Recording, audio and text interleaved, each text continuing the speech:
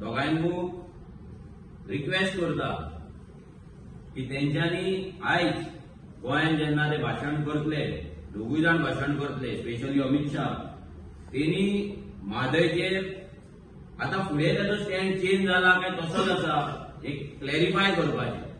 कित्याक तेच्या सायडीक जो बसतलो सीएम प्रमोद सावंत, तो सांगतलो की आमी म्हादयक लागून झगडटा म्हणून, आमी म्हादय गोंयांत दवरपाक सोदता म्हणून, आनी आमी सगळी फायट म्हादयक लागून करता म्हणून, जाय जाय त्या आवश्यक गजाली आहा आमी करता म्हणून. पूण तेंचोच होम मिनिस्टर म्हादय कर्नाटकाक विकून येयला आनी तोच होम मिनिस्टरान सांगला की गोंयचो चीफ मिनिस्टर प्रमोद सावंत तेच्या वांगडा आसा म्हणून विकपाक. जाल्यार आयज तेंच्यांनी हो सगळ्यात इम्पॉर्टंट विशय